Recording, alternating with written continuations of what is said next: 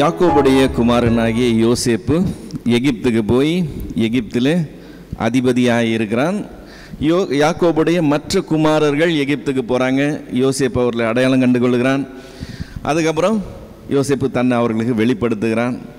அவங்கள எல்லாரும் இங்கே வர சொல்கிறான், எகிப்துக்கு வாங்க, நான் உங்களை பராமரிப்பேன்னு சொல்லி இங்கேருந்து வண்டிகளெல்லாம் அனுப்புகிறான்.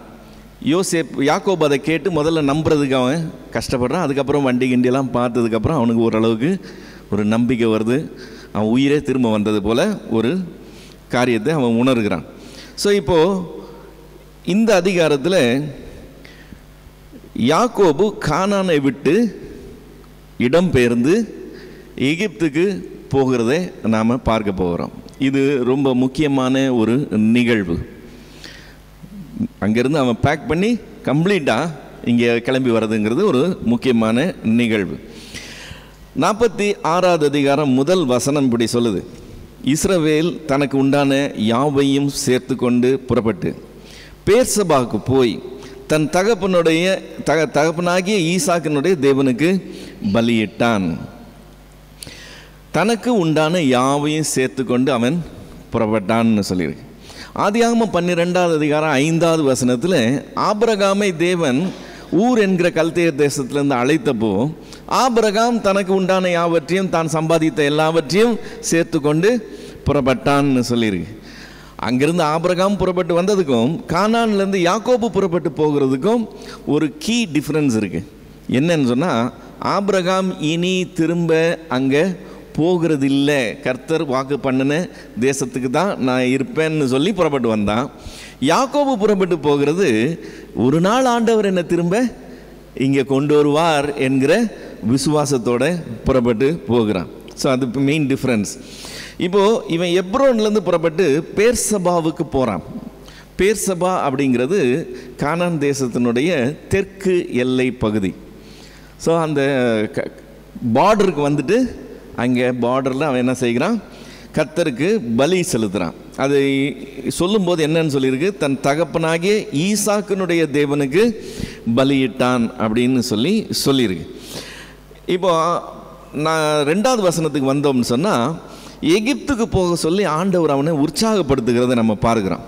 2வது வசனத்தில், அன்று ராவிலே தேவன் இஸ்ரவேலுக்கு தரிசனமாகி யாக்கோபே யாக்கோபே என்று கூப்பிட்டார். அவன் இதோ அடியேன் என்றான். யாருக்கு தரிசனமானாரா? இஸ்ரவேலுக்கு தரிசனமானாரா? இஸ்ரவேலுக்கு தரிசனமாகி என்னன்னு கூப்பிட்டாரா? யாக்கோபேன்னு கூப்பிட்டாராம். ஒன்று யாக்கோபுக்கு தரிசனமாகி யாக்கோபேன்னு கூப்பிட்டுருக்கணும், அல்லது இஸ்ரவேலுக்கு தரிசனமாகி இஸ்ரவேலேன்னு கூப்பிட்டுருக்கணும். ஆனால் இஸ்ரவேலுக்கு தரிசனமாகி யாக்கோபேன்னு கூப்பிட்டாராம். இப்போ கூப்பிட்டுட்டு என்ன சொல்கிறாரு, 3வது வசனம், அப்பொழுது அவர், நான் தேவன், நான் உன் தகப்பனுடைய தேவன், நீ எகிப்து தேசத்துக்கு போக பயப்பட வேண்டாம், அங்கே உன்னை பெரிய ஜாதி ஆக்குவேன் அப்படின்னு சொல்கிறார். இங்கே முந்தின வசனத்தில் பார்த்தோம், அவன் தன் தகப்பனுடைய தேவனுக்கு பலி செலுத்தினான். இங்கே ஆண்டவரே தன்னை இன்ட்ரடியூஸ் பண்ணும்போது என்னன்னு சொல்கிறாரு, நான் உன் தகப்பனுடைய தேவன் சொல்கிறார். ஸோ இவங்கிட்ட யாக்கோபுக்கிட்ட சொல்லும்போது நான் உன் தகப்பனுடைய தேவன் சொல்கிறார். 26வது அதிகாரம் 24வது வசனத்தில் ஈசாக்கு கிட்ட சொல்லும்போது உன் தகப்பனாகிய ஆபிரகாமுடைய தேவன் சொல்லி தன்னை சொல்லுவார். 17வது அதிகாரம் 1 வசனத்தில் வந்தோம்னு சொன்னால், ஆபிரகாம்கிட்ட சொல்லும்போது நான் சர்வ வல்லமையுள்ள தேவன் சொல்கிறார். ஸோ ஆபிரகாமுக்கு ஒரிஜினல் ரெவலேஷன், அடுத்த ஆளுக்கெல்லாம் சொல்லும்போது அதனுடைய கண்டினியூட்டி ஆண்டவர் கொண்டு வருகிறார். ஆபிரகாமுக்கு சர்வ வல்லமையுள்ள தேவன், ஈசாக்குக்கு உன் தகப்பனுடைய தேவன், மறுபடியும் இங்கே யாக்கோபுக்கு உன் தகப்பனுடைய தேவன் என்று அவர் கொண்டு வரார். இப்போ நீ எகிப்துக்கு போக பயப்பட வேண்டாம்னு சொல்கிறார். ஏன்னா இவன் எகிப்துக்கு போகிறது இப்போ தற்கால சூழ்நிலையில் பஞ்சம் இருக்கிற இடத்துலேருந்து தானியம் இருக்கிற இடத்துக்கு அவன் புறப்பட்டு போகிறான். இங்கே வறட்சி இருக்குது, அங்கே போனாக்க நிம்மதியாக சாப்பிட்டு சந்தோஷமாக இருக்கலான்னு ஒரு நல்ல இடத்துக்கு தான் போகிறான். அது தற்காலிக சூழ்நிலை. ஆனால் இந்த சூழ்நிலை தொடர்ந்து நிலைக்கு போகிறது இல்லைன்றது ஆண்டவருக்கு தெரியும். ஏன்னா ஆபிரகாம் கிட்ட அவர் அதை வாக்குத்தத்தமாகவே சொன்னதை நாம் பார்க்கிறோம். ஆதியாகமம் 15வது அதிகாரம் 3வது வசனத்தில், ஆதியாகமம் 15:13வது வசனம், ஆதியாகமம் 15:13வது வசனத்தில், அப்பொழுது அவர் ஆபிரகாமை நோக்கி, உன் சந்ததியார் தங்களுடையதல்லாத அந்நிய தேசத்திலே பரதேசிகளாக இருந்து அத்தேசத்தாரை சேவிப்பார்கள் என்றும் அவர்களால் 400 வருஷம் உபத்திரவப்படுவார்கள் என்றும் நீ நிச்சயமாய் அறிய கடவாய் என்று ஆபிரகாமுக்கு 85 வயசாக இருக்கும்போது சொன்ன வார்த்தை. அங்கே சொல்லிட்டாரு, ஒரு நாள் இங்கேருந்து நீங்கள் அந்நிய தேசத்துக்கு போவீங்க, அங்கே உன் சந்ததியார் உபத்திரவப்படுவார்கள். ஸோ தற்காலிகமாக பார்த்தோம்னா நல்ல இடத்துக்கு போகிறான். ஆக்சுவல் பிளானு ஒரு உபத்திரவத்துக்குள்ளே போகிறாங்க. இப்போ உபத்திரவத்துக்குள்ளே போகும்போது ஆண்டவர் சொல்கிறாரு, நீ பயப்படாதேன்னு சொல்கிறார். நீ பயப்படாத, நீ உபத்திரவத்துக்குள்ளே போகிறல்ல, நான் என்ன செய்வேன், அந்த உபத்திரவத்தின் மத்தியில் அங்கே உன்னை பெரிய ஜாதி ஆக்குவேன்னு சொல்கிறேன். உபத்திரவம் தான், ஆனால் உபத்திரவத்தின் மத்தியில் ஆண்டவர் கூட இருக்கும்போது அங்கே பெரிய காரியங்களை தேவன் செய்கிறதை பார்க்க முடியும். நம்மளுடைய ஆவிக்குரிய வாழ்க்கையில் கூட நெருக்கங்கள், கஷ்டங்கள் உள்ள காலப்பகுதிகள் வரும். நீங்கள் உண்மையிலேயே நின்று திரும்பி பார்த்தீங்கன்னா அந்த நெருக்கங்கள் இடுக்கெல்லாம் கடந்து நீங்கள் வந்து அதன் வழியாக நீங்கள் கஷ்டப்பட்டு வரும்போது ஆண்டவர் பெரிய பெரிய காரியங்களை அந்த சூழ்நிலையில் தான் செய்து வந்திருப்பாருங்கிறதை பார்க்க முடியும். அது ஒரு தேவனுடைய காரியங்களில் ஒன்று. இப்போ 4வது வசனத்தில் ஆண்டவர் 3 காரியங்களை அவனுக்கு சொல்கிறார். நான் உன்னுடனே எகிப்துக்கு வருவேன், இது நம்பர் 1. நான் உன்னை திரும்பவும் வர பண்ணுவேன், இது நம்பர் 2. 3வது, யோசேப்பு தன் கைகளால் உன் கண்களை மூடுவான் என்று ஆண்டவர் 3 வாக்குறுதிகளை கொடுத்து யாக்கோபை தைரியப்படுத்தி நீ கானான்லேருந்து எகிப்துக்கு புறப்பட்டு போன்னு சொல்லி ஆண்டவர் சொல்கிறார். ஸோ அதன்படி அவன் புறப்பட்டு போகிறான். 5-7 வரைக்கும் உள்ள வசனங்களில், அதற்கு பின்பு யாக்கோபு பேர்சபாவிலிருந்து பிரயாணப்பட்டான். இஸ்ரவேலின் குமாரர் தங்கள் தகப்பனாகி யாக்கோபையும் தங்கள் குழந்தைகளையும் தங்கள் மனைவிகளையும் பார்வோன் அனுப்பின வண்டிகளில் ஏற்றிக்கொண்டு தங்கள் ஆடு மாடுகளையும் தாங்கள் கானான் தேசத்தில் சம்பாதித்த தங்கள் பொருட்களையும் சேர்த்து கொண்டு யாக்கோபும் அவன் சந்ததியார் யாவரும் எகிப்துக்கு போனார்கள். அவன் தன் குமாரரையும் தன் குமாரரின் குமாரரையும் தன் குமாரத்திகளையும் தன் குமாரரின் குமாரத்திகளையும் தன் சந்ததியார் அனைவரையும் எகிப்துக்கு தன்னோட அழைத்து கொண்டு போனான். இங்கே ஒரே ஒரு வார்த்தை தான் கவனிக்க வேண்டியது, இவனுக்கு குமாரத்தி மட்டும்தான், சிங்குலரில் தான். ஆனால் இங்கே சொல்லியிருக்கு தன் குமாரத்திகளையும் தன் குமாரருடைய குமாரத்திகளையும் கூட்டிக் கொண்டு போனான்னு சொல்லி. இது ஏற்கனவே ஒரு இடத்துல குமாரத்திகள் என்று சொல்லி வந்திருந்தது. நம்ம அப்போ இந்த வசனத்தை கோட் பண்ணி நம்ம இதை கவனித்தோம். இப்போ அடுத்து வர வசனங்களில் யாக்கோபுடைய குடும்பத்தில் புறப்பட்டு போன ஆண் மக்களுடைய விவரம் இங்கே இருக்கு. குடும்பம் வாரியாக விவரம் கொடுக்கப்பட்டிருக்கு. இப்போது இதில் நம்ம பேருங்கள்லாம் வாசித்து ரொம்ப டைம் வேஸ்ட் பண்ணாமல் எண்ணிக்கையை மட்டும் கவனிக்க போகிறோம். 8வது வசனத்தில் யாக்கோபு இருக்கிறான். அவர்களுடைய இஸ்ரவேலின் எகிப்துக்கு வந்த இஸ்ரவேலரின் நாமங்கள் ஆவன அப்படின்னு சொல்லி ஸ்டார்ட் ஆகுதுல்ல. நம்பர் 1 யார்? யாக்கோபு. அதுக்கப்புறம் அவனுடைய மூத்த குமாரனாகிய ரூபன்.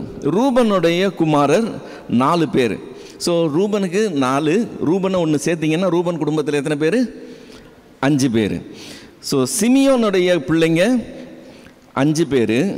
அதில் கானானிய ஸ்திரீயின் இடத்துல அவனுக்கு பிறந்ததாக சொல்லப்படுகிற சவுல் என்கிறவனை ஸ்பெஷலாக தனியாக மென்ஷன் பண்ணுறாங்க. அது ஏன்னு தெரியல. ஸோ 5 குமாரர் ப்ளஸ் அந்த என்ன சொல்ல சவுல் என்கிறவன், சிமியோன் 1, மொத்தம் எத்தனை பேர்? 5 + 1 + 1 7 பேர். லேவியினுடைய குமாரர் 3 பேர், லேவியை சேர்த்தோம்னா 4 பேர். யூதாவுடைய குமாரர் ஆக்சுவலாக அவனுக்கு பிறந்தது 3 பிள்ளைங்க. முதல் 2 பிள்ளைங்க இறந்து போகுது. அதுக்கப்புறமா ஒருத்தன் நிற்கிறான். அப்புறம் தாமாரின் இடத்துல அவனுக்கு 2 பிள்ளைங்க பிறகுறாங்க. அதில் ஒருத்தனுக்கு பிள்ளைங்க பிறகுது, அவனுக்கு 2 பிள்ளைங்க இருக்காங்க. அப்போ அவனுடைய பேர பிள்ளைங்கன்னு 2 இருக்குது. ஸோ யூதாவினுடைய முதல் திருமணத்தில் அவனுடைய பிள்ளை 1, அதுக்கப்புறம் தாமாரின் இடத்துல பிறந்ததில் 2, அப்புறம் பேர பிள்ளைங்க 2. 1 + 2 + 2 ப்ளஸ் யூதாவையும் சேர்த்தோம்னா 6. இசக்காருடைய பிள்ளைங்க 4 பேர், இசக்காரை சேர்த்தா 5. செபுலோனுடைய குமாரர் 3 பேர், ஒருத்தனை சேர்த்தா 4. இப்போது இவர்கள் லேயாளின் சந்ததியார். லேயாள் பெற்ற குமாரர் இவங்க, அவங்க பெற்ற குமாரர், அவங்களுடைய குமாரர். இவ்வளோ லிஸ்ட்டு இதில் வந்துருச்சு.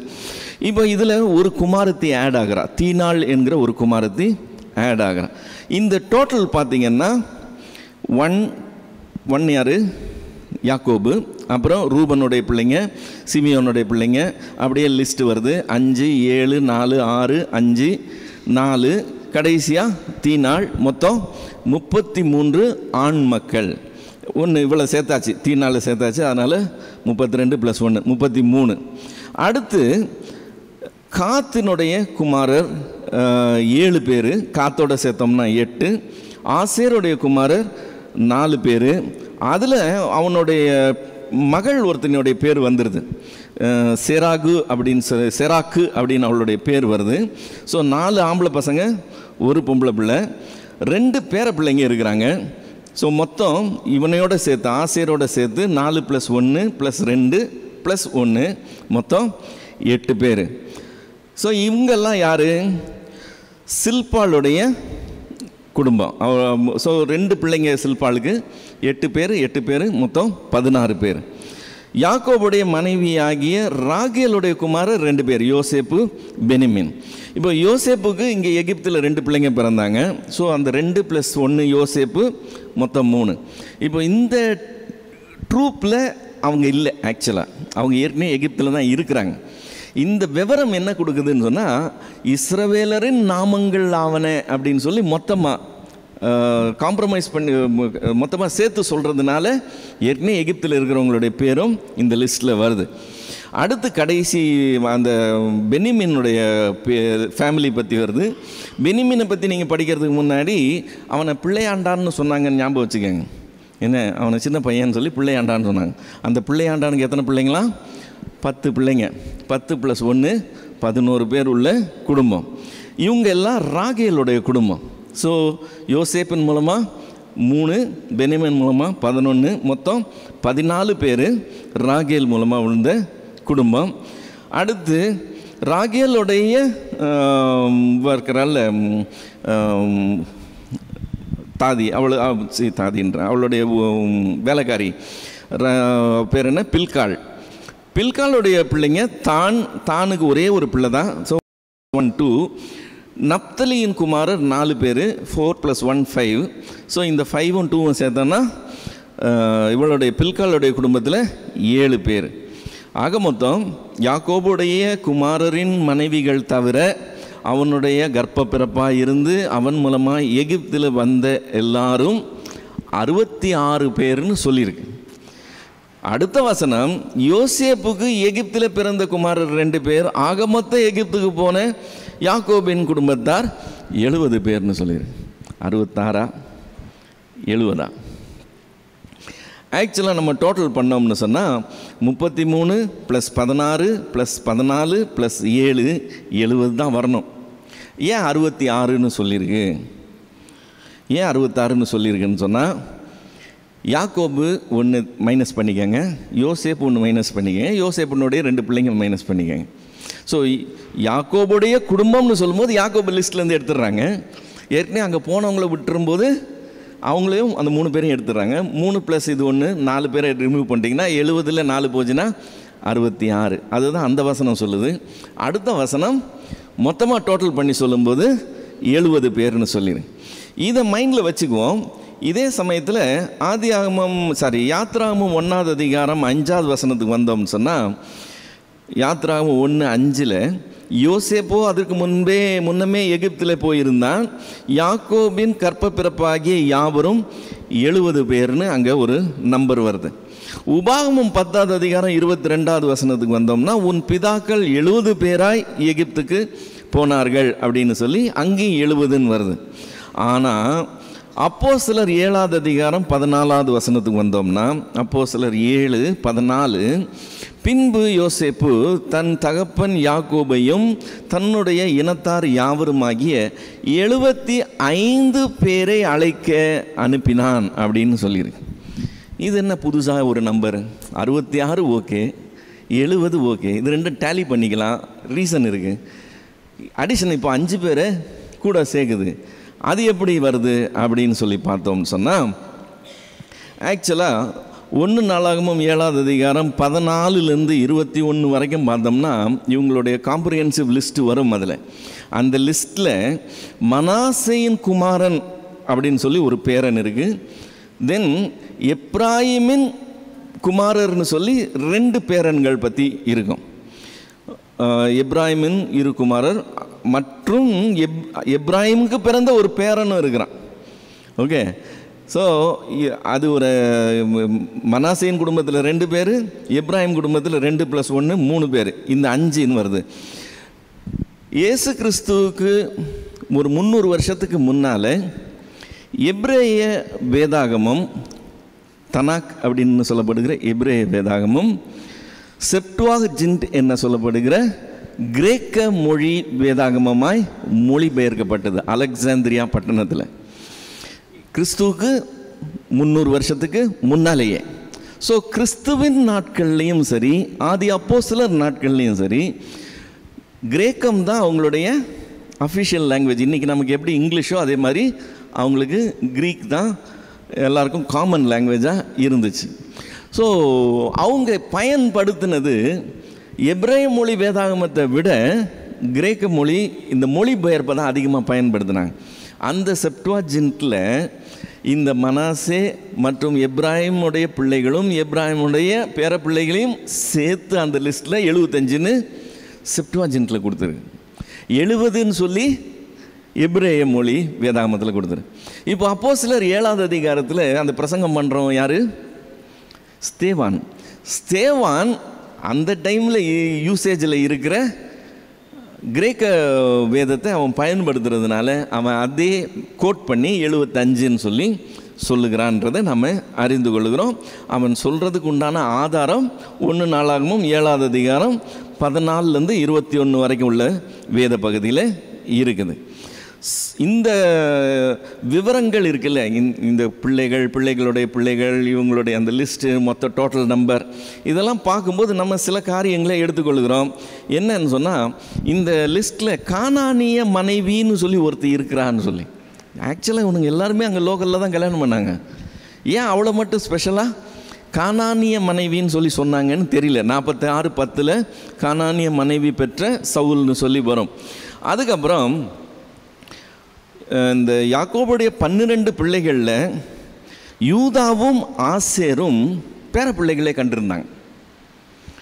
2 பேர் தான், யூதாவும் ஆசேரும் தாத்தா இருந்தாங்க. ஸோ 46:12லையும் சரி 17லையும் சரி இவங்க 2 பேரை பற்றி நம்ம பார்க்குறோம். மட்டும் இல்லாமல் இந்த மொத்த குடும்பத்தில் மரித்தவர்கள்னு பார்த்தோன்னா யூதாவுடைய 2 பிள்ளைங்க தான் அங்கே கானான் தேசத்தில் மரித்து போயிருந்தாங்க. மருமகளால் யூதாவுக்கு 2 பிள்ளைகள் பிறந்தார்கள் என்று சொல்லி நம்ம பார்க்குறோம். அப்புறம் மொத்தம் 70 பேர் நமக்கு லிஸ்ட்டு தெரியும். 70 பேரில் 68 பேர் ஆண் மக்கள், 2 பெண் பிள்ளைகள் பேர் வருது. ஒன்று செராகு, இன்னொன்று தீனாள். மற்ற எல்லாருமே ஆண் மக்கள். இப்போ அதிகமாக பிள்ளை பெற்றது யார்? பெனிமின், 10 பிள்ளைங்க. ரொம்ப குறைவாக பிள்ளை பெற்றது யார்? தான், அவனுக்கு ஒரே ஒரு பிள்ளை. ஸோ இந்த தகவல்கள் எல்லாம் நம்ம இந்த விவரங்களை பார்க்கும்போது தெரிந்து கொள்ளுகிறோம். இப்போது 47ஆவது அதிகாரத்துக்கு வந்தோம்னு சொன்னால், முதல் 4 வசனத்தில் யோசேப்பு தன் குடும்பத்தை சந்தித்து அவங்கள பார்வோன் முன்னாடி கொண்டு போய் அறிமுகப்படுத்துகிற சம்பவம் வருது. 47:1 - 4 வரைக்கும் யோசேப்பு பார்வோனிடத்தில் போய் யோசேப்பு தன் குடும்பத்தை பார்வோனிடத்தில் அறிமுகப்படுத்துகிறான். யோசேப்பு பார்வோனிடத்தில் போய் தன் தகப்பனும் தன் சகோதரரும் தங்கள் ஆடு மாடுகளோடும் தங்களுக்கு உண்டான எல்லாவற்றும் கூட கானான் தேசத்திலிருந்து வந்தார்கள். இப்பொழுது கோசேன் நாட்டில் இருக்கிறார்கள் என்று சொல்லி தன் சகோதரர்கள் 5 பேரை பார்வோன் முன்பாக கொண்டு போய் நிறுத்தினான். பார்வோன் அவனுடைய சகோதரரை நோக்கி, உங்கள் தொழில் என்ன என்று கேட்டான். அதற்கு அவர்கள், உமது அடியாராகிய நாங்களும் எங்கள் பிதாக்களும் மந்தை மேய்க்கிறவர்கள் என்று பார்வோனிடத்தில் சொன்னதுமன்றி, கானான் தேசத்தில் பஞ்சம் கொடிதாக இருக்கிறது, உமது அடியாரின் மந்தைகளுக்கு மேய்ச்சல் இல்லாமையால் இந்த தேசத்திலே தங்க வந்தோம். உமது அடியாராகிய நாங்கள் கோசேன் நாட்டிலே குடியிருக்கும்படி தயவு செய்ய வேண்டும் என்று வேண்டிக் கொண்டார்கள். இது ஒரு ஃபார்மாலிட்டி. ஏற்கனவே இவங்கெல்லாம் பேசிட்டான், ஆனாலும் இவங்களை கொண்டாந்து இன்ட்ரடியூஸ் பண்ணி ஃபிசிக்கலாக ஆளுங்களை நிறுத்தி இவங்க தான் சொல்லி அறிமுகப்படுத்த அவங்க ஒரு ஃபார்மலாக ஒரு விண்ணப்பத்தை பார்வோன் முன்னாடி வைக்கிறாங்க. இப்போ இதில் சொல்லும்போது இந்த தேசத்திலே என்ன பண்ணுறதுக்கு வந்தாங்களா? தங்க வந்தோம்னு சொல்கிறாங்க. அப்படின்னா என்ன அர்த்தம்? இந்த தேசத்தில் நாங்கள் தற்காலிகமாக இருக்கிறதுக்கு வந்திருக்கிறோம், அப்புறமா நாங்கள் போயிடுறதா இவங்களுடைய பிளான். ஸோ இந்த தேசத்திலே நிரந்தரமாக இருக்க போகிறது இல்லை என்கிறது அவங்க ரொம்ப தெளிவாய் கொண்டிருந்த ஒரு காரியம். ஆபிரகாமுக்கு எது வாக்குத்தத்தம் பண்ணப்பட்டது? கானான் தேசம்தான் வாக்குத்தத்தம் பண்ணப்பட்டது. அதை தேவன் சொந்தமாக கொடுப்பேன்னு சொல்லியிருக்கிறார். அதை நம்பி தான் அவங்க இருக்கிறாங்க. இப்போ இங்கேருந்து வந்திருக்கிறாங்க, இங்கே இருக்கிறதுக்காக இல்லை. எகிப்து நல்லா இருக்கு, இனிமேல் பிரச்சனை இல்லை, இங்கே தங்கிடலாம்னு சொல்லி இல்லை, நாங்கள் அங்கே தான் போகிறதுக்கு இருக்கிறோம்னு சொல்லி. இந்த தற்காலிகமாக இருக்கிறோம் என்கிற அந்த நினைவு அவங்களுக்குள்ளே இருந்தது ஒரு பெரிய காரியம். ஏன்னா இன்றைக்கி விசுவாசிகள் இருக்கிறாங்க, எல்லாருக்குமே இங்கே நிரந்தரமாக இருக்க போகிற மாதிரி ஒரு நினைப்பிலேயே இருக்கிறத பார்க்குறோம். தற்காலிகமாக இருக்கிறோம், கொஞ்ச நாளில் நம்ம இல்லாமல் போயிடுவோங்கிற ஞாபகத்தோடு செயல்படுகிறதா நிறைய பேரை பார்க்க முடிய மாட்டேங்குது. நாம் நிரந்தரமாக இங்கே இல்லை, தற்காலிகமாக இருக்கிறோம், நமக்கு வாக்குத்தத்தம் பண்ணப்பட்ட ஒரு இடம் இருக்குது, நம்முடைய ஆண்டவர் நம்மளை அங்கே கொண்டு போக போகிறார், நம்ம அதுக்காக தான் ஏங்கி காத்து தவித்திருக்கிறோம் என்கிற அந்த ஒரு சிந்தனையோடு இருக்கிறது ரொம்ப ரேர். இவங்களுக்கு அந்த சிந்தனை இருக்குது, நமக்கு அந்த சிந்தனை அவசியம். இப்போது யோசேப்புக்கு பார்வோன் ஒரு காரியம் சொல்லுகிறான். அது ஆக்சுவலாக யோசேப்பு செய்த நன்மைக்கு பார்வோன் கைமாறு செய்கிற மாதிரி 5-6 வசனங்களில். அப்பொழுது பார்வோன் யோசேப்பை நோக்கி, உன் தகப்பனும் உன் சகோதரரும் உன்னிடத்தில் வந்திருக்கிறார்களே, எகிப்து தேசம் உன் முன்பாக இருக்கிறது, தேசத்தில் உள்ள நல்ல இடத்திலே உன் தகப்பனையும் உன் சகோதரரையும் குடியேறும்படி செய். அவர்கள் கோசேன் நாட்டிலே குடியிருக்கலாம். அவர்களுக்குள்ளே திறமை உள்ளவர்கள் உண்டென்று உனக்கு தெரிந்திருந்தால் அவர்களை என் ஆடு மாடுகளை விசாரிக்கிறதற்கு தலைவராக வைக்கலாம் என்றான்.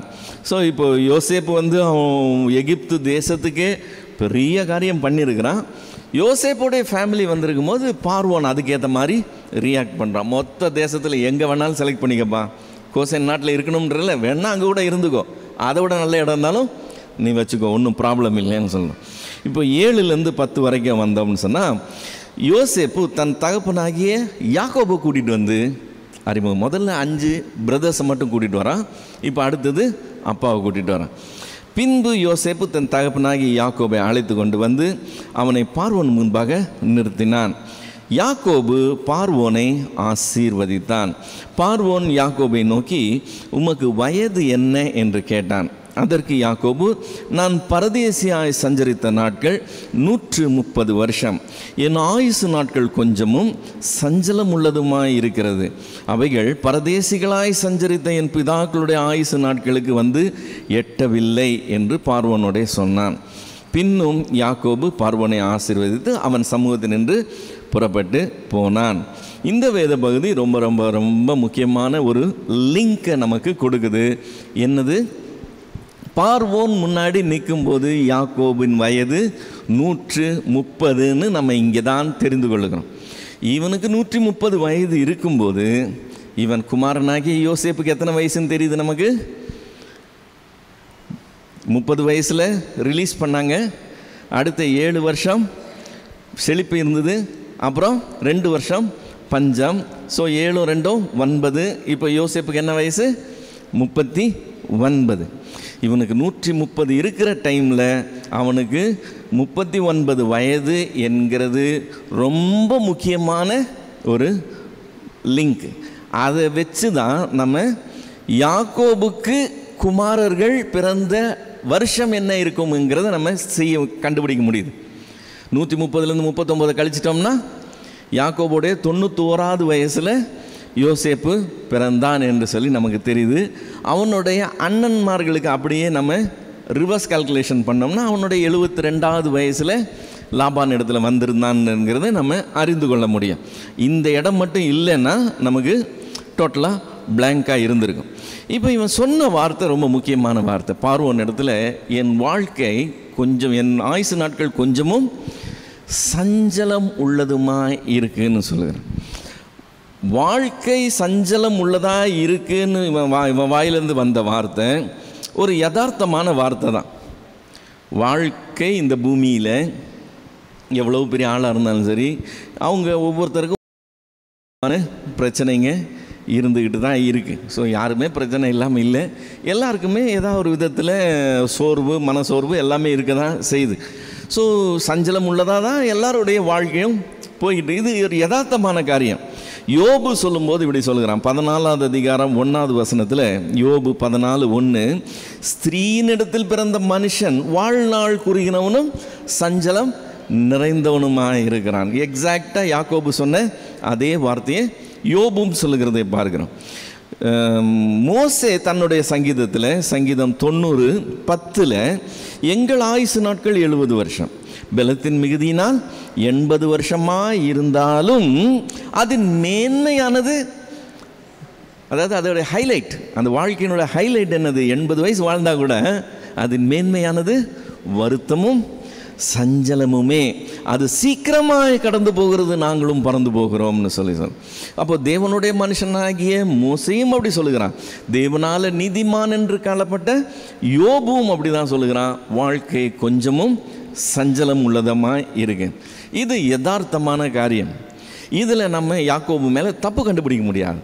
ஆனால் ஆபிரகாம் இந்த வார்த்தையை சொல்லியிருப்பானான்னு நம்ம கொஞ்சம் கற்பனை பண்ணி பார்த்தோம்னு சொன்னால், ஆபிரகாம் என் ஆயுசு நாட்கள் சஞ்சலம் உள்ளதாக இருந்ததுன்னு சொல்லியிருக்க வாய்ப்பே இல்லைங்கிறது நமக்கு ஆட்டோமேட்டிக்காக புரிந்து கொள்ள முடியுது. ஈசாக்கின் வாயில் அந்த வார்த்தை வந்திருக்குமான்னு பார்த்தா ஈசாக்கு கூட அந்த வார்த்தையை சொல்லியிருக்கிறது ரொம்ப சந்தேகம்தான். அந்த வார்த்தை ஆபிரகாம் ஈசாக்கு வாயில் வந்திருக்கார், ஆனால் யாக்கோபின் வாயில் வருது. உலகத்தில் எல்லாருடைய வாழ்க்கையிலையும் பிரச்சனைகள் இருக்க தான் செய்யும், தோல்விகள் இருக்க தான் செய்யும், ஏமாற்றங்கள் இருக்க தான் செய்யும், ஏற்றமும் இறக்கமும் இருக்க தான் செய்யும். நிறையா அதாவது நமக்கு துக்கத்தை உண்டு பண்ணுகிற, சஞ்சலத்தை உண்டு பண்ணுகிற காரியங்கள் நிறையா போய்கிட்டு தான் இருக்கும். அதுதான் வாழ்க்கை. ஆனால் இந்த ஓட்டத்தை நாம் ஓடும்போது நாம ஓடணும்னா அதுக்கு பேர் RACE, ரேசம். ஆனால் தேவனோடு சேர்ந்து ஓடணும்னு சொன்னால் அதுக்கு பேர் GRACE, கிரேஸ். ஆபிரகாம் அது தேவனோடு இருந்ததுனால அவன் வாயில் ஒரு நாள் அந்த வார்த்தை வராது. ஈசாக்கு கூட சொல்லியிருப்பானான்றது சந்தேகம். ஆனால் யாக்கோபு அந்த வார்த்தையை சொல்லுகிறான், யோபுவும் சொல்லுகிறான், மோசையும் சொல்லுகிறான். இது யதார்த்தமான விஷயந்தான். ஆனால் எல்லாரும் கஷ்டப்பட்டால் கூட தேவனோடு நிற்கிற தேவ பிள்ளைகள் என்னதான் 1000 பிரச்சனை வந்தாலும் வசனம் சொல்லுது, கர்த்தர் மேல் உன் பாரத்தை வைத்து விடு, அவர் உன்னை என்ன செய்வாராம்?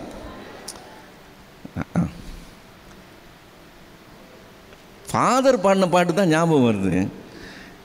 வசனம் என்ன சொல்லுது? சங்கீதம் 55:22, கர்த்தர் மேல் உன் பாரத்தை வைத்து விடு, அவர் உன்னை ஆதரிப்பார். அதுக்கு பேர் தான் GRACE, கிரேஸ்.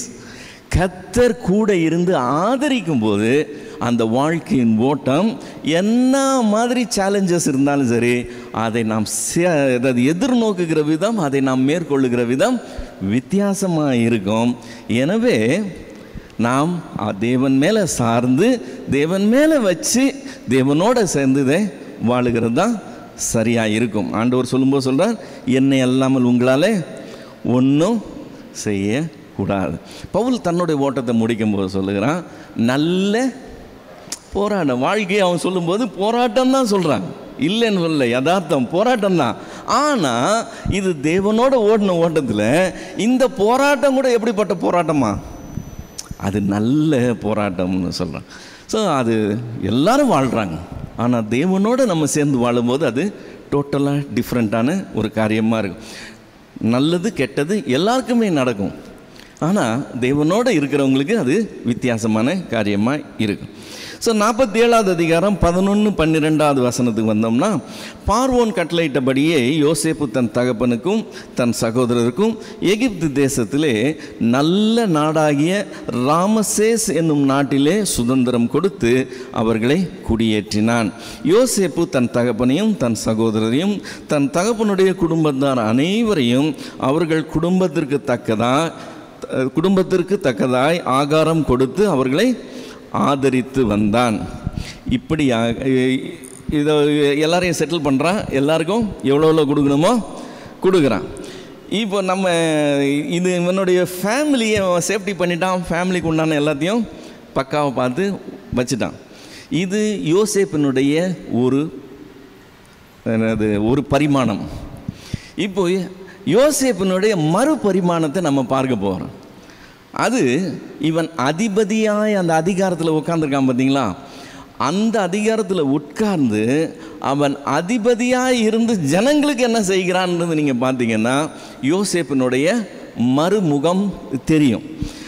13 26 வரைக்கும் உள்ள வசனங்களை நம்ம வாசித்தோம் சொன்னால், பஞ்சம் மிகவும் கொடிதாக இருந்தது. தேசமெங்கும் ஆகாரம் கிடையாமற் போயிற்று. எகிப்து தேசமும் கானான் தேசமும் பஞ்சத்தினாலே மெலிந்து போயிற்று. யோசேப்பு எகிப்து தேசத்திலும் கானான் தேசத்திலும் உள்ள பணத்தை எல்லாம் தானியம் கொள்ளுகிறவர்களிடத்தில் வாங்கி அதை பார்வோன் அரண்மனையிலே கொண்டு போய் சேர்த்தான்.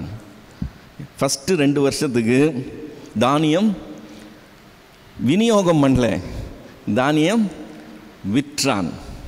ஸோ கேஷ் அண்ட் கேரி, எல்லாரும் காசு கொடுத்தாங்க, தானியம் வாங்கிட்டு போனாங்க. ஸோ இப்போது தானியம் வெளியே போகுது, கேஷ் எல்லாம் அரண்மனைக்கு போய் சேர்ந்துக்கிட்டு இருக்குது. ஸோ அது முடிஞ்சுது. அப்புறம் எகிப்து தேசத்திலும் கானான் தேசத்திலும் உள்ள பணம் செலவழிந்த போது லிக்விட் கேஷ் காலி ஆயிடுச்சு. இப்போ கேஷ் காலியான அப்புறம் எகிப்தர் எல்லாரும் யோசேப்பின் இடத்தில் வந்து, எங்களுக்கு ஆகாரம் தாரும், பணம் இல்லை, அதனால் நாங்கள் உமது சமூகத்திலே சாக வேண்டுமோ என்றார்கள். இப்போ வாங்கிறதுக்கு காசு கிடையாது, இருந்த காசெல்லாம் கொடுத்து வாங்கியாச்சு. இப்போ அதுக்காக நாங்கள் செத்தா போக முடியும்னு சொல்லி வந்து நிற்கிறாங்க. அப்போ யோசேப்பு சொல்கிறான், உங்களிடத்தில் பழம் இல்லாமற் போனால் உங்கள் ஆடு மாடுகளை கொடுங்கள், அவைகளுக்கு பதிலாக உங்களுக்கு தானியம் கொடுக்குறேன். அதுதான் அவங்க சொத்து. கால்நடை தான் அவங்களுக்கு அந்த காலத்தில் சொத்து. இப்போது லிக்விட் கேஷ் காலியானோடனே என்ன செய்கிறான்? அதுக்கு பதிலாக அவங்க ப்ராப்பர்ட்டியை வாங்குகிறான். அவங்களுடைய கால்நடைகளை வாங்கிட்டு அதுக்கு பதிலாக தானியம் கொடுக்குறான். அவர்கள் தங்கள் ஆடு மாடு முதலியவைகளை யோசேப்பினிடத்தில் கொண்டு வந்தார்கள். யோசேப்பு குதிரைகளையும் ஆடுகளையும் மாடுகளையும் கழுதைகளையும் வாங்கி கொண்டு அந்த வருஷம் அவர்களுடைய ஆடு மாடு முதலான எல்லாவற்றுக்கும் பதிலாக அவர்களுக்கு ஆகாரம் கொடுத்து அவர்களை ஆதரித்தான். ஸோ 3வது வருஷம் இப்படி ஓடிடுச்சு. இப்போ ஆடு மாடெல்லாம் கொடுத்தாச்சு, கையில் ஒன்றும் கிடையாது. அந்த வருஷம் முடிந்த பின்பு மறு வருஷத்திலே அவர்கள் அவனிடத்தில் வந்து, பணமும் செலவழிந்து போயிற்று, எங்கள் ஆடு மாடு முதலானவைகளும் என் ஆண்டவனை சேர்ந்தது, எங்கள் சரீரமும் எங்கள் நிலமும் ஒழிய எங்கள் ஆண்டவனுக்கு முன்பாக மீதியானது ஒன்றும் இல்லை. இது எங்கள் ஆண்டவனுக்கு தெரியாத காரியம் இல்லை. நாங்களும் எங்கள் நிலங்களும் உம்முடைய கண்களுக்கு முன்பாக அழிந்து போகலாமா? நீர் எங்களையும் எங்கள் நிலங்களையும் வாங்கி கொண்டு ஆகாரம் கொடுக்க வேண்டும். நாங்களும் எங்கள் நிலங்களும் பார்வோனுக்கு ஆதீனமாக இருப்போம். நாங்கள் சாகாமல் உயிரோடு இருக்கவும் நிலங்கள் பாழாய் போகாமல் இருக்கவும் எங்களுக்கு விதை தானியத்தை தாரும் என்றார்கள். அப்படியே எகிப்தியர் தங்களுக்கு பஞ்சம் மேலிட்டபடியால் அவரவர் தங்கள் வயல் நிலங்களை விற்றார்கள். ஸோ இப்போது பூமியும் பார்வோனுடையதான் ஆகுது. தங்கள் நிலங்களை விற்றார்கள். யோசேப்பு எகிப்தின் நிலங்கள் யாவையும் பார்வோனுக்காக கொண்டான். இவ்விதமாக அந்த பூமி பார்வோனுடையதாய் மாறிடுச்சு. அப்புறம் மேலும் அவன் எகிப்தின் ஒரு எல்லை முதல் மறு எல்லை வரைக்கும் உள்ள ஜனங்களை அந்தந்த பட்டணங்களிலிருந்து குடி மாறி போக பண்ணுகிறான். கம்ப்ளீட்டாக அங்கேருந்து கிளப்பி இங்கே கொண்டு வந்து, இங்கேருந்து கிளப்பி அங்கே கொண்டு போய் வச்சிடறான், ஷஃபில் பண்ணி விட்டுறான். இப்போ இதில் ஆசாரியருடைய நிலத்தை மாத்திரம் அவன் கொள்ளவில்லை. ஏன்னா ஆசாரியர்களுக்கு ஒரு ஸ்பெஷல் ஸ்டேட்டஸ் இருக்குது எகிப்தியர் மத்தியில். அது பார்வோனாலே ஆசாரியருக்கு மானியமாய் கொடுக்கப்பட்டிருந்ததுனாலும், பார்வோன் அவர்களுக்கு கொடுத்த மானியத்தில் அவர்கள் ஜீவனம் பண்ணி வந்ததுனாலும் அவர்கள் தங்கள் நிலத்தை விற்கவில்லை. ஸோ அந்த ப்ரீஸ்ட்லி ஃபேமிலி இருக்காங்களா, ஆசாரியர் குடும்பங்கள் அதில் பாதிக்கப்படலை. பின்னும் யோசேப்பு ஜனங்களை நோக்கி, இதோ இன்று உங்களையும் உங்கள் நிலங்களையும் பார்வோனுக்காக கொண்டேன். இதோ உங்களுக்கு கொடுக்கப்படுகிற விதை தானியம், இதை நிலத்தில் விதையுங்கள். விளைவில் 1/5 பார்வோனுக்கு கொடுக்க வேண்டும். மற்ற 4 பங்கும் வயலுக்கு விதையாகவும் உங்களுக்கு உங்கள் குடும்பத்தாருக்கும் குழந்தைகளுக்கும் ஆகாரமாகவும் உங்களுடையதாய் இருக்கட்டும் என்றான். அப்பொழுது அவர்கள், நீர் எங்கள் பிராணனை காப்பாற்றினீர், எங்கள் ஆண்டவனுடைய கண்களில் எங்களுக்கு தயவு கிடைக்க வேண்டும், நாங்கள் பார்வோனுக்கு அடிமைகளாயிருக்கிறோம் என்றார்கள். இப்போ 1/5 பார்வோனை சேரும் வாரம் என்று யோசேப்பு இட்ட கட்டளையின்படி எகிப்து தேசத்தில் இந்நாள் வரைக்கும் நடந்து வருகிறது. ஆசாரியரின் நிலம் மாத்திரம் பார்வோனை சாராமல் நீங்களாய் இருந்தது. அவன் அட்மினிஸ்ட்ரேஷன் ஸ்டைல் பார்த்திங்களா, நம்ம 21ஆவது நூற்றாண்டில் இருக்கிறவங்களுக்கு அதை பார்க்கும்போது ஒரு கொடுங்கோலன் செய்த காரியம் போல் தெரியும். நெஞ்சில் ஈவு இரக்கமே இல்லாமல் இவன் இந்த மாதிரி காரியம் செய்கிறானே, பொது ஜனங்களை வதச்சி எடுக்கிறானே, அப்படியே ரத்தத்தை பிழிஞ்சு எடுக்கிற மாதிரி தானே, அவங்க கஷ்டத்தை ஃபுல்லாக அவங்களுக்கு அகென்ஸ்டாக யூஸ் பண்ணுற மாதிரி. இதில் நம்ம புரிந்து கொள்ள வேண்டியது என்னன்னு சொன்னால், இப்போ இருக்கிற அரசாங்கம் மக்களுக்கு சேவை செய்கிறதுக்காக உள்ள அரசாங்கம், மக்களினுடைய நலனுக்காக உள்ள அரசாங்கம். அன்று இருந்த அரசாங்கம் மக்களின் நலனுக்காக உள்ள அரசாங்கம் கிடையாது. அது பார்வோன் என்கிற அந்த ஒரு தனி நபரின் நலனுக்காக உள்ள அரசாங்கம். இப்போ பார்வோனுடைய அதிகாரிகள், அதிபதிகள், அவங்களுடைய கோல் என்னது, அவங்களுடைய டியூட்டி என்னது? மக்கள் அல்ல, பார்வோன். இவங்க பார்வோனை தான் சேவிக்கிறவங்களா இருக்கிறாங்க. பார்வோனுக்கு தான் இவங்க அக்கௌண்டபிள். பார்வோன் தான் இவங்களை அங்கே அப்பாயிண்ட் பண்ணி தனக்கு சேவைக்காக வச்சுருக்கிறான். இப்போது யாக்கோபு செய்கிறது மக்கள் நலனுக்காக இல்லை. அதில் மக்களுக்கு நலன் கிடைச்சா கூட பார்வோனுக்கு கிடைக்கிற நலன் சொல்லி முடியாது. ஊரே அவன்தாயிடுச்சு இல்லை, எல்லாருடைய காசு அவங்ககிட்ட வந்துருச்சு. அதே டைமில் எல்லாருடைய கால்நடைகள் அவனுடையதாகிடுச்சு. இப்போ எல்லாருடைய நிலங்களும் அவனுடையதாகிடுச்சு. சொல்ல போனால் அந்த ஜனங்களும் தங்களை அடிமைகளாக விற்று போடுறாங்க, எங்களுக்கு தானியம் கொடுங்கன்னு சொல்லி.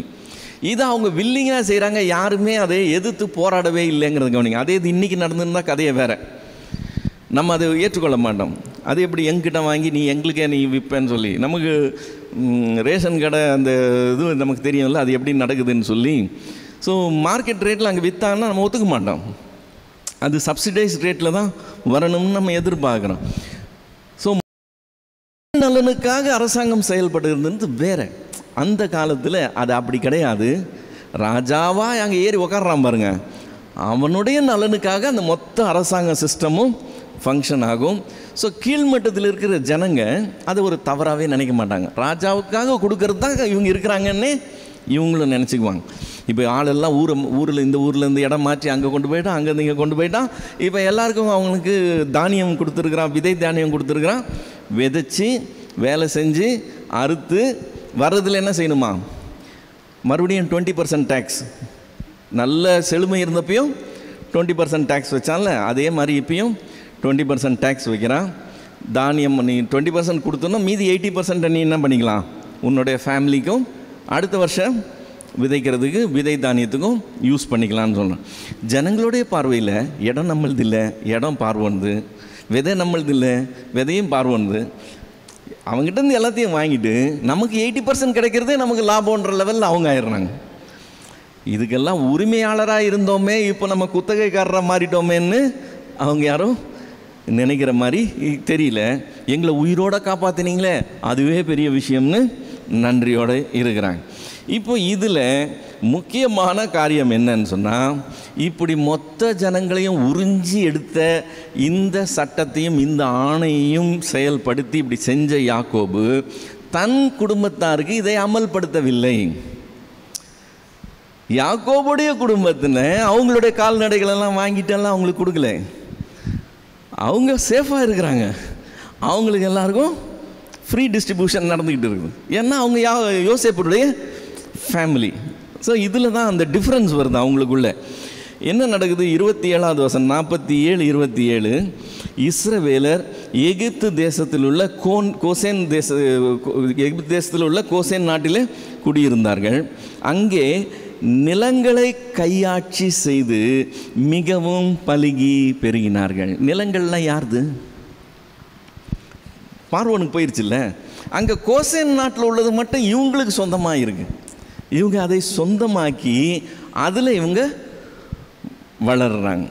இப்போ மற்றவங்களுக்கும் அந்த தேசத்து ஜனங்களுக்கும் அங்கே தங்க வந்த இஸ்ரவேலருக்கும் எவ்வளவு பெரிய வித்தியாசம் யோசேப்பு நாட்களில் இருக்குங்கிறத கவனிங்க. இவங்க எல்லாம் கஷ்ட காலத்தில் அடிமைகளாகிட்டாங்க, இருக்கிறதெல்லாம் இழந்துட்டாங்க. ஆனால் அங்கே பஞ்சம் பிழைக்க வந்தவனுங்க சௌக்கியமாக, எந்த குறை இல்லாமல், எந்த செலவு இல்லாமல், அரசாங்க நிதியில், அரசாங்க காரியத்தில் நல்லா இருக்கிறாங்க. ஸோ இது பெரிய டிஃப்ரென்ஸ் இவங்க ரெண்டு பேருக்குள்ள. 28வது வசனத்துலேருந்து வர்ற சம்பவம், பஞ்சம்லாம் முடிஞ்சிருச்சு. பஞ்சம் ஆக்சுவலாக எவ்வளோ நாள் இருந்தது? 7 வருஷம். ஸோ 7 வருஷம் பஞ்சம் முடிஞ்சிருச்சு. இந்த பஞ்ச காலம் எல்லாம் முடிஞ்சு 12 வருஷம் கழிச்சு, ஓகே, இப்போ பஞ்சகாலம் 7 14 வருஷம், அவனுக்கு 30 வயசுன்னு சொன்னால் 44 வயசில் பஞ்சம் முடிஞ்சிருச்சு. அது முடிஞ்சு 12 வருஷம் கழித்து இப்போ என்ன நடக்குது? யாக்கோபு எகிப்து தேசத்திலே 17 வருஷம் இருந்தான். 17ல் 5 வருஷம் பஞ்சத்தில் போகுது. ஸோ 12 வருஷம். இப்போ 12 வருஷம் கழித்து யாக்கோபுடைய ஆயுசு நாட்கள் 147. இஸ்ரவேல் மரணமடையும் காலம் சமீபித்தது. அப்பொழுது அவன் தன் குமாரனாகி யோசேப்பை அழைத்து அவனை நோக்கி, என் மேல் உனக்கு தயவு உண்டானால் உன் கையை என் தொடையின் கீழ் வைத்து என் மேல் பட்சமும் உண்மையும் உள்ளவனாயிரு. என்னை எகிப்து தேசத்தில் அடக்கம் பண்ணாதிருப்பாயாக. நான் என் பிதாக்களோடே படுத்துக்கொள்ள வேண்டும். ஆகையால் நீ என்னை எகிப்திலிருந்து எடுத்துக்கொண்டு போய் அவர்களை அடக்கம் பண்ணியிருந்த இடத்திலே என்னையும் அடக்கம் பண்ணு என்றான். அதற்கு அவன், உமது சொற்படி செய்வேன் என்றான். அப்பொழுது அவன், எனக்கு ஆணையிட்டு கொடு என்றான். அவனும் அவனுக்கு ஆணையிட்டு கொடுத்தான்.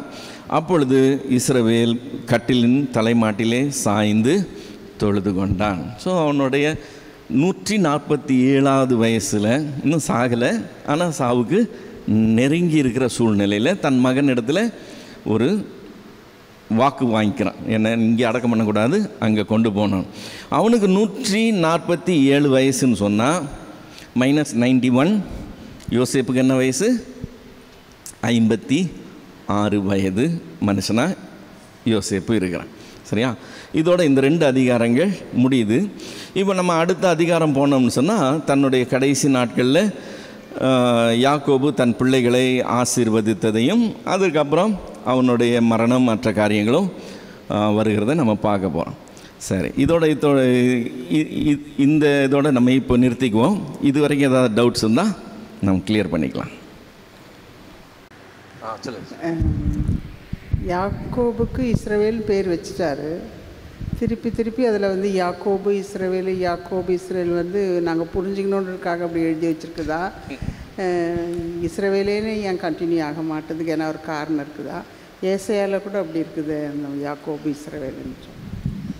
யாக்கோபுன்ற அவன் பேரை ஆண்டவர் இஸ்ரவேல்னு மாற்றிருந்தா கூட அந்த யாக்கோபுன்ற பேர் மெயின்டைன் பண்ணிகிட்டே வராரு கடைசி வரைக்கும். அதுதான் ஆபிரகாமின் தேவனும் ஈசாக்கின் தேவனும் யாக்கோபின் தேவன் தான் அவர் தன்னைத்தானே சொல்லிக்கிறது. இஸ்ரவேல்னு சொல்லி ஒரு ஸ்பெஷல் நேம் வச்சுருந்தா அந்த நேம் சில இடங்களில் வருது. ரெண்டாவது அந்த மக்களை பற்றி சொல்லும்போது இஸ்ரவேலர் அப்படின்னு சொல்லி அவன் குடும்பத்தார், அதுக்கு பின்னாடி வர்ற சந்ததி, அப்படி மொத்தமாக சொல்லும்போது இஸ்ரவேலர்னு வருது. ஆனால் யாக்கோபுடைய தனிப்பட்ட நபராக சொல்லும்போது எல்லாம் யாக்கோபுன்னு தான் வருது. ஒரு சில ஸ்பெஷலாக இடத்துல மட்டும்தான் இஸ்ரவேல்னு சொல்லி வரதை நம்ம பார்க்க முடியும். லாபான் கிட்ட பேசும்போது கூட அவர் பழைய பேர் தான் சொல்கிறார். ஆமாம், யாக்கோபு தான் சொல்கிறார். ஆமாம், தகப்பனின் தேவன் கூட சொல்கிறார். ஆமாம்.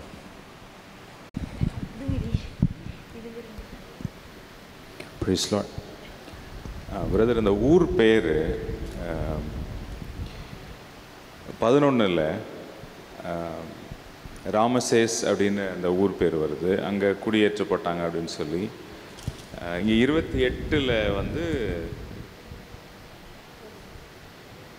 கோசேன் அப்படின்னு அந்த பேர் வருது. ஒரே ஊருங்களா இல்லை வேற? கோசேன்ன்றது ஊர் இல்லை, கோசேன் நாடு. நாடு அப்படின்னா ஒரு டிஸ்ட்ரிக்ட். சரி, ஓகே. கோசேன்ல ராமசேஸ் அது ஒரு சிட்டி, ஒரு கிராமம் இல்லை சிட்டி, அது ஒரு சிட்டி. ஆமாம். தேங்க்யூ. Praise Lord brother. சொல்லுங்க. ஸோ 46 அந்த எண்டில் வந்துட்டு இந்த மாதிரி ட்ரெயின் பண்ணுறான் இல்லையா தன்னோட பிரதர்ஸ்க்கு வந்து நீங்கள் எப்படி பார்வோன் கிட்ட பேசணும் அப்படின்னு சொல்லி ட்ரெயின் பண்ணுறான்ல. அப்போ வந்து பார்த்தீங்கன்னா மேய்ப்பர்கள் எல்லாரும் எகிப்தியருக்கு அருவருப்பாக இருக்கிறார்கள். அப்போ ஏன் வந்து யோசேப்பை பார்வோன் வந்து அந்த மாதிரி திங்க் பண்ணலையா? யோசேப்பு யாருன்னே தெரியாது, அவங்க தெரியாது. ஸோ அவன் யாருன்றதை அவன் வெளிப்படுத்தவே இல்லையா? இல்லை, அவன் வந்து எபிரேய தேசத்துலேருந்து கொண்டு வரப்பட்ட ஒரு பிள்ளையாண்டான், அவ்வளோதான் அவங்களுக்கு டீட்டெயில்ஸ். ஓகே, அவ்வளோதான் டீட்டெயில்ஸ். ஆனால் அவனுக்கு இருந்த அந்த விசேஷ அந்த அதாவது அந்த திறமை இருந்ததில், அந்த சொப்பனத்தை விளக்குற திறமை அவங்களுக்கு அதுதான் முக்கியமாக இருந்தது. இவன் யார் என்னங்கிறத பற்றியெல்லாம் அவங்களுக்கு கன்சர்ன் கிடையாது. யோசேப்பு யாராலையும் விடுவிக்க முடியாத ஒரு காரியத்தை விடுவித்தது மட்டும் இல்லாமல் அடுத்து அதை பேஸ் பண்ணி என்ன செய்யணும்னு ரொம்ப ஞானமாக அதுக்கு ஆலோசனை சொன்னதுனால ஸ்பாட் அப்பாயின்மெண்ட்டு இம்மிடியேட்டாக கொடுத்து அவனுக்கு உடனே பெரிய இடத்துல கல்யாணம் பண்ணி வச்சு அவனை வந்து ஒரு லெவலில் எஸ்டாப்ளிஷ் பண்ணிடுறான். இம்மிடியேட்டாக பண்ணி வேலை உடனே ஸ்டார்ட் ஆகிடுது. ஸோ அவங்க சகோதரர் வரும்போது இவங்க தாங்க யாருன்னு சொல்கிறதுக்கு வெட்கப்படலைங்கிறது தான் அதில் பியூட்டி. இவனுக்கு தெரியும் மேய்ப்பர்கள் அருவருப்பானவங்கன்னு தெரியும். அப்போ இவன் வந்து கொஞ்சம் மென்று முழுங்கியிருக்கலாம், இல்லைங்க இப்படி அப்படின்னு வேறு ஏதாவது சொல்லி ஏதாவது சமாளி. அதெல்லாம் இல்லை, இவங்க ஓப்பனாக ப்ளெயினாக இருக்கிறாங்க, நாங்கள் மேய்ப்பர்கள் தான் சொல்லி. இப்போ யோசேப்புடைய சகோதரர்களை அவன் அருவருப்பாக பார்க்குறதுக்கு கஷ்டம். அவன் வந்து டீசெண்டாக அவனும் பிஹேவ் பண்ணுறான். என்னுடைய மந்தையை மேய்க்கிறதுக்கு அவங்களில் டேலண்டான பீப்புள் இருந்தால் அப்பாயின்மெண்ட் கொடுத்துருன்னு சொல்லி அரசாங்க உத்தியோகமும் ஆஃபர் பண்ணுறான். பார்வோன் வந்து இவன் செய்த நன்மைக்கு கைமாறு செய்யணுங்கிற அந்த ஒரு, அதாவது தனக்கே ஒரு சந்தோஷமான நிகழ்வு நிகழ்ந்தது போல் பார்வோன் எடுத்துக்கிட்டு அது நல்லபடியாக மூவ் பண்ணுறான். ஸோ அதில் அவங்க அந்த டிஃப்ரென்ஸ் எல்லாம் பார்க்கல. யோசேப்பு உண்மையாக இருந்தாங்கிறது தான் அதில் அவங்களுக்கு அருவருப்பாச்சே, அப்போ நம்ம வந்து கொஞ்சம் இப்படி மாற்றி சொல்லலாம் அப்படின்லாம் அவன் நினைக்காம ஃப்ராங்காக ஓப்பனாக ஸ்ட்ரெயிட் ஃபார்வர்டாக இருந்தாங்கிறது அதில் கவனிக்கப்பட வேண்டிய ஒரு விஷயம். ஸோ அந்த டைமில் வந்து பார்வோனுக்கு மட்டும்தான் வந்து எல்லாத்தையும் சேர்க்கணும் அப்படின்றது தான் இதுவா? ஸோ நான் என்ன கேட்குறேன்னா, பார்வோனுக்கு கீழே ஒர்க் பண்ணுற அத்தனை பேரும் பார்வோனுக்கு தான் ப்ராப்பர்ட்டி வந்து சேர்த்தணும் அப்படின்றதுல குறியாக இருப்பாங்களா? முடியாட்சினாலே அதுதான். இப்போ நம்ம குடியாட்சியில் இருக்கிறோம், by the people for the people, அது அந்த ஸ்டேட்மெண்ட் வந்து இங்கே குடியாட்சிக்கு வரும். முடியாட்சியில் ஒரு தனிநபர், அவனோட அந்த குடும்பம், அந்த குடும்பத்துடைய நலன் தான் எல்லாமே. மக்கள் என்ன ஆனாலும் கவலை கிடையாது. மக்கள் வந்து தங்களை அவனுக்காக உயிர் தியாகம் பண்ணுறது கூட தயங்க மாட்டாங்க. இப்போ தாவீது ராஜாவாக இருக்கிறான்னு சொன்னால் தாவீது கீழே இருக்கிற அத்தனை பேரும் அவங்க ராஜாவுக்காக உயிர் கொடுக்கறது கூட ரெடியாக இருப்பாங்க. தங்களுக்கு லாபம் நஷ்டம் இதெல்லாம் கணக்கே கிடையாது. ராஜாவுக்கு நல்லது இருக்கணும், ராஜா நல்லா இருக்கணும், அந்த மாதிரி தான். அதுதான் முடியாட்சி முறை. இந்த இஸ்ரவேல் கட்டிலின் தலைமாட்டிலே சாய்ந்து தொழுது கொண்டான்றதுக்கு கொஞ்சம் விளக்கம். அவன் ரொம்ப பலவீனமாயிட்டான், சாகிற ஸ்டேஜில் இருக்கிறான். இப்போ நம்ம பெட் ரிட்டனாக இருக்கும்போது அவங்க ஜோம் பண்ணால் எப்படி ஜோம் பண்ணுவாங்கன்னு யோசித்து பாருங்க. அந்த மாதிரி அது எவ்வளோதான். அப்புறம் இன்னொன்று வந்து உன் கையை என் தொடையின் கீழ் வைத்து. ஆமாம், அப்படின்ட்டு அதுக்கு இப்போ ஆபிரகாம் வந்து அவனுடைய வேலைக்காரனை பெண் பார்க்க அனுப்புனப்போ இதே மாதிரி தான் அவன் சத்தியம் பண்ண சொன்னான், உன் கையை என் தொடை கீழே வச்சு சத்தியம் பண்ணுன்னு. இவங்களுடைய பழக்கம் அது. அது ஒரு முறிக்க முடியாத ஒரு உடன்படிக்கை மாதிரி. தேவன் அவனுடைய தொடை சந்தை தொட்டார், ஆனால் ப்ராமிஸ்லாம் அப்படி வச்சு பண்ணல. எசேக்கியேல் 37ஆம் அதிகாரம் 19வது வசனத்தில், எப்ராஹிமுக்கும் அதை சேர்ந்த இஸ்ரவேல் கோத்திரங்களுக்கும் அடுத்த யோசேப்பின் கோலை எடுத்து அதை யூதாவின் கோலோடு சேர்த்து அவைகளை ஒரே கோலாக்குவேன், அவைகள் என் கையில் ஒன்றாகும் என்றார். இது என்ன? அதாவது தாவீது சாலமோனுக்கு அப்புறம் 10 கோத்திரத்தில் 12 கோத்திரத்தில் 10 கோத்திரம் இஸ்ரவேல் என்று சொல்லி வடக்கு தேசமாக ஆயிடுது. அவங்க எரோபெயாம் என்கிறவனை ராஜாவாக்கிக்கிட்டு தாவீதின் குடும்பத்தை விட்டு பிரிஞ்சு போயிடுறாங்க. 2 கோத்திரம் தான் தாவீதின் குடும்பத்தோடு நிற்கிது. ஒன்று யூதா கோத்திரம், இன்னொன்று பெனிமின் கோத்திரம். இவங்க மட்டும்தான் தாவீதின் குடும்பத்தோடு நிற்கிறாங்க. இவங்க யூதா என்கிற தெற்கு தேசமாக இருக்கிறாங்க. ஸோ அதில் சொல்லப்படுகிற யூதா வந்து தெற்கு தேசம். வடக்கு தேசமாகி இஸ்ரவேல் இருக்குல்ல, அந்த இஸ்ரவேலை பற்றி பேசும்போது ஆண்டவர் நிறைய இடத்துல எப்ராயிம் அப்படின்னு சொல்லுவார். ஓசியா தீர்க்கதரிசன புஸ்தகத்துக்கெலாம் வந்தீங்கன்னா அவங்கள எப்ராயிம் தான் சொல்லுவார். எப்ராயிம் திருப்பி போடாத அப்பம் அப்படின்னு சொல்லுவார். ஸோ அந்த 10 கோத்திரத்தை பற்றி பேசும்போது எப்ராயிம் யார்? யோசேப்புடைய மூத்த குமாரன். அவனுடைய பேர் அடையாளத்தின்படி அந்த 10 பேரை சேர்த்து அந்த தேசம் எப்ராயிம் அப்படின்னு சொல்லப்படுறது உண்டு. இஸ்ரவேலர்னு சொன்னாலும் அவங்க தான். 2 பேரும் மாற்றி மாற்றி வரும். ஸோ ஆண்டவர் அங்கே கொடுக்குற வாக்குத்தத்தம் என்னன்னு சொன்னால், இன்றைக்கி தேசம் 2ஆக இருக்குது, ஒரு நாள் வரும் இப்படி 2ஆக இல்லாமல் 1ஆக ஆகிடும்னு சொல்லிட்டார். ஸோ இவங்க சிறையிருப்புக்கு போய் திரும்பி வந்ததுக்கப்புறம் இவங்களுக்குள்ளே அந்த வடக்கு தேசம் தெற்கு தேசம்னு சொல்லி அந்த 2ஆகவே கிடையாது, 1ஆக தான் இருந்தாங்க. மொத்தமாகவே இஸ்ரவேலர் என்று சொல்லி மொத்தமாகிட்டாங்க. அந்த அப்படி ஆவாங்கன்னு சொல்கிறது தான் அந்த தீர்க்கது. எப்படி சிஸ்டர்? ஜாதி ஆக்குவேன்னு சொல்லி ஒரே ஜாதி ஆக்குவேன், ஒரே ஜாதி. பென்யமீன் வரும்பொழுது அவருக்கு பிள்ளைங்க இருந்துச்சுன்னு சொன்ன மாதிரி இருந்துச்சு. யோசேப்புக்கு வயசு வந்து 52 வயசு முடிச்சுட்டு போகும்பொழுது. ஸோ பிள்ளைங்க பென்யமீனுக்கு யோசேப்புக்கு முன்னாடியே பிறந்த பிள்ளைங்களா அதெல்லாம் அவங்க அப்பாட்ட இருக்கும்பொழுது? பென்யமீனுக்கு வந்து சின்ன வயசுலேருந்தே அவன் பிள்ளை பெற்றிருக்கணும். ஏன்னா இவங்க அண்ணன்மாரை விட இவனுக்கு நிறையா பிள்ளைங்க இருக்குதுன்னு சொல்லி. யோசேப்பு சிறைச்சாலையில் இருந்துட்டு 30 வயசில் தான் வெளியே வரான். அவன் வந்து இன்னும் டீனேஜ்லேயே அவன் கல்யாணம் பண்ணி பிள்ளைங்க. ஏன்னா நம்ம யூதா பார்க்கும்போது பார்த்தா அவன் டீனேஜ்லேயே கல்யாணம் பண்ணியிருக்கணும். அப்படி இருந்தால் தான் இந்த ஸ்டேஜில் அவனுக்கு பேரப்பிள்ளை உண்டாயிருக்க முடியும்னு சொல்லி பார்த்தோம். ஸோ அவங்க மத்தியில் அது சாதாரணமான விஷயம். ரொம்ப சின்ன வயசில் அவங்க கல்யாணம் பண்ணுறான்னு சொல்கிறாரு. ஆனால் பிள்ளைங்க அது பிள்ளையாண்டான்னு சொன்னது கதை வேற. இவங்க பார்வையில் அவன் சின்ன பிள்ளை. அவன் எத்தனை பேருக்கு தகப்பனாக இருந்தாலும் வீட்டில் அவன் சின்ன பிள்ளை, கடைக்குட்டின்னு சொல்லுவோம்ல, சின்ன பிள்ளை அந்த மாதிரி.